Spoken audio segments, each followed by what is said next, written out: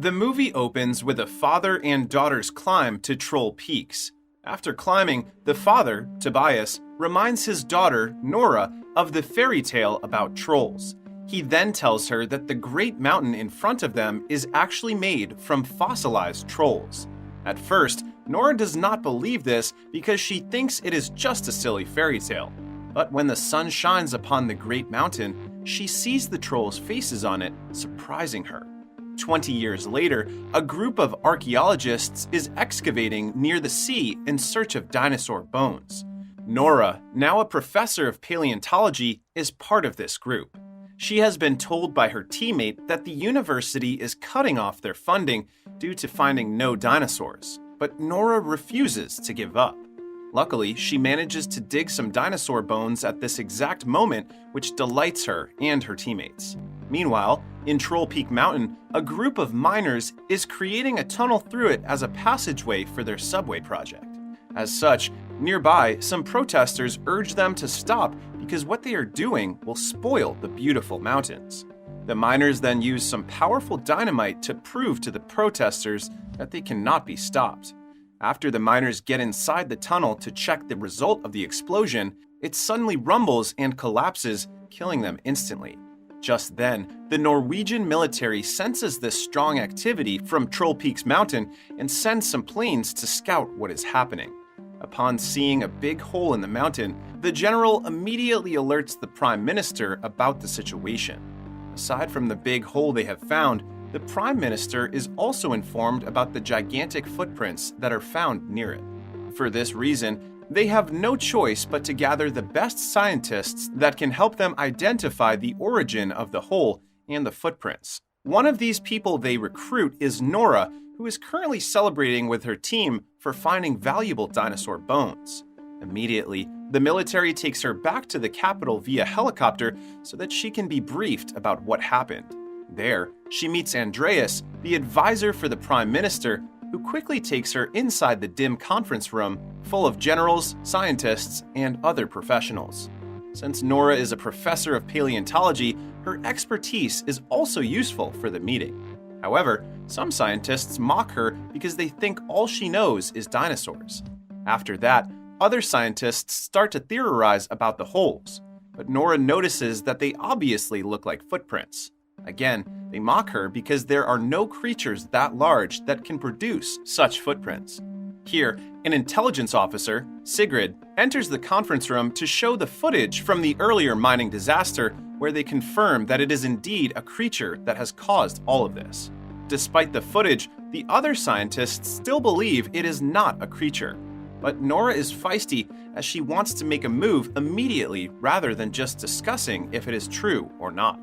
Because the Prime Minister likes her attitude, Nora is assigned as a scientific advisor. She is then told by Andreas that they will have to go to a valley due to a recent incident involving an elderly couple's house. Earlier, an elderly couple has a scary close encounter with the creature when their house gets stepped on by it, although they have not seen it with their own eyes. As such, Nora and Andreas head there immediately via helicopter. To pass the time, Andreas talks to her about her interest in paleontology, which she says comes from her childhood love of nature. She then tells him her mother had already died and that her father has lost his mind at some point in his life due to believing too much in fairy tales. Andreas then admits that he always wants to be a writer, but Nora is not listening anymore because she sees the elderly couple's house in ruins. A soldier, Kris, briefs them about what happened. He tells them that the creature walked in the region and then suddenly stopped south, which is miles away from their location. Afterward, the three of them head to a tent to interview the traumatized elderly couple. The old man reveals that the recent incident felt like a mountain was moving toward their direction, and his wife adds that she heard a sad-sounding howl emanating from this moving mountain. After taking the elderly couple's testimonies, the three head outside to continue their investigation of the place. There, Nora checks the footprint using UV light to see if the creature has left a biological imprint. However, she sees nothing but rocks and stones. They then head south to where the footprints are said to have suddenly stopped. While inside the helicopter, the soldier tells Nora that the footprints stopped in a rocky location which is impossible because the creature is too big to just disappear like magic. All of the details do not add up and have only confused Nora so far. For this reason, she asks them to go to his father. As such, they head to a small cabin in the middle of nowhere where an old, unkempt man greets them with a shotgun and a threat. It turns out to be Tobias, and after realizing that it is his daughter, he lowers his gun and lets them in. Inside the disorderly abode, Andreas notices the various newspaper clippings that are posted on the wall. While Tobias attempts to discuss their content, Nora quickly informs him that something came out of the mountain today. She shows him the footage from the earlier mining disaster, informing him that they have tried to follow the footprints, but it leads nowhere. She then asks him if he can provide a scientific explanation for this without resorting to fairy tales and myths. But Tobias goes into a tirade that these are all solid proofs that support the existence of trolls, which the government has tried to suppress and hide. Tobias then asks to come with them for an adventure, and Nora has no choice but to have her father join them because she needs his help. As such, they head back to the end of the trail of footprints, where Tobias eagerly looks around for any clue that will confirm the troll's existence.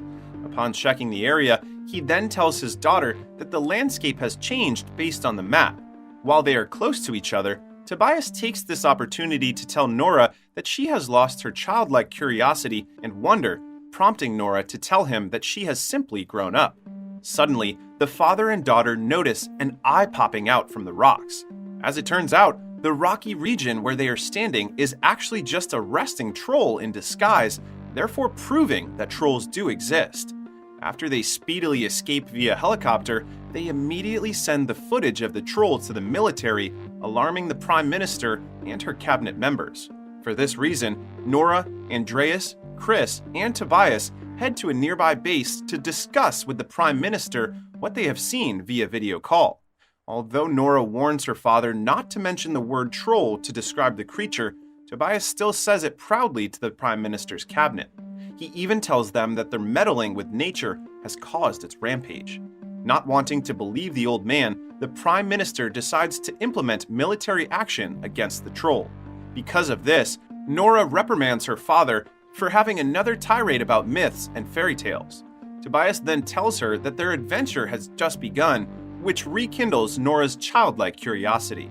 As such, Nora, Tobias, and Andreas urge Kris to let them come to the military operation. Due to their insistence, Kris agrees, but only if they will follow his orders. And so, the night military operation commences. While waiting for the troll's arrival, the father and daughter reconcile as they talk about the past before they fell apart. After a while of waiting, the troll finally arrives, but it stops in its tracks. The general then authorizes Kris to open fire against the stone creature. After a rocket missile hits its body, the troll's wound supernaturally regenerates, thus only angering it more. As such, Kris orders all soldiers to attack with all they got.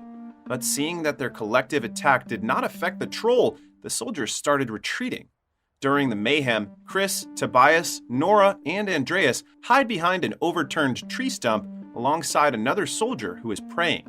Since the soldier is a Christian, Tobias tells the rest to leave the soldier behind. This is because trolls, according to legend, can smell people with Christian blood. As such, the troll quickly snatches the Christian soldier and eats him. But instead of fully running away, Tobias decides to befriend the giant creature, which he briefly manages to do. However, a stupid soldier attacks the monster from behind, and the gigantic creature becomes enraged again. In turn, the troll accidentally knocks Tobias away and attacks the soldier, firing at it before leaving. Tobias survives the impact, but is greatly weakened.